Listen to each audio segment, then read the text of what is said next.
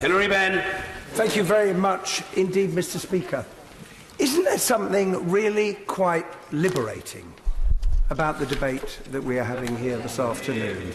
Because the normal atmosphere, the normal structure, one side or the other, propositions, has all disappeared as the House of Commons has taken control of this really important discussion about how we're going to take our country forward. And the other thing that is striking, that every single member who's spoken in support of a proposition has not sought to rubbish the other propositions.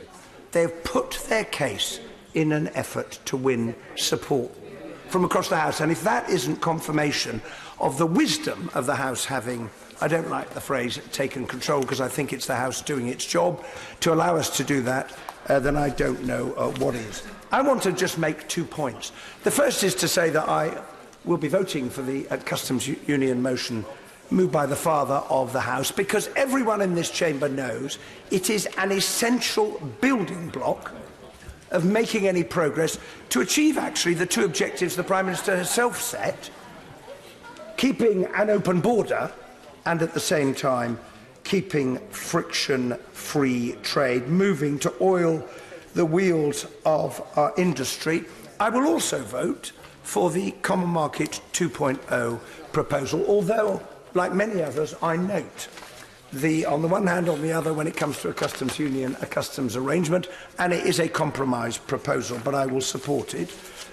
I will also vote for the confirmatory referendum. Now, I just simply want to say I thought we heard an absolutely outstanding speech from my right honourable friend, the member for Derby South.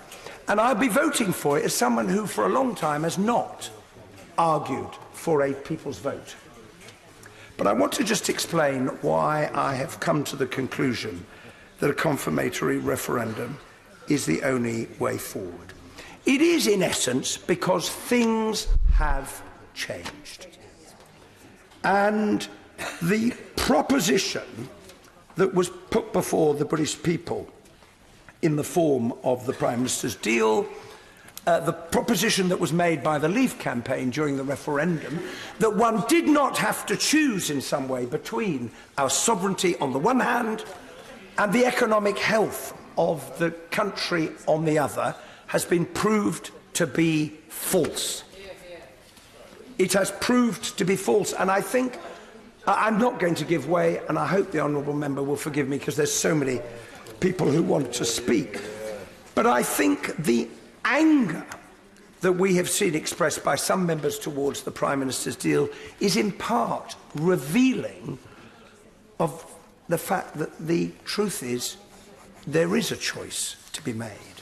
And the suggestion that somehow we could have all of the things that we wanted without any of the things that we did not has proved not to be the case.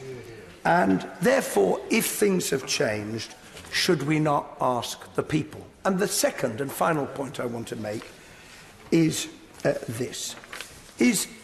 government changed its mind originally on whether the House would have a meaningful vote.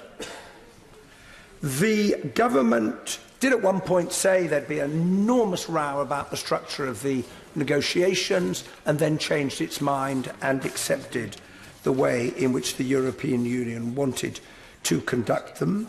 The government has come back once already, and may well this week come back again in an attempt to persuade us to change our mind about the withdrawal agreement and the political declaration. The first holder of the post of Secretary of State for exiting the European Union has changed his mind about supporting the deal. There are reports that the honourable member for North East Somerset may be in the process of changing his mind. The Prime Minister changed her mind about the fact that we were definitely, 108 times she said it, we're going to leave on the 29th of March 2019, and we're not. Why is it, Mr. Speaker, that the only people in this debate who apparently are not allowed to be asked whether they have or have not changed their mind is the British people? How can that be democratic? And if members agree with that argument, that it isn't democratic, then I hope very much that they will vote for Amendment M tonight.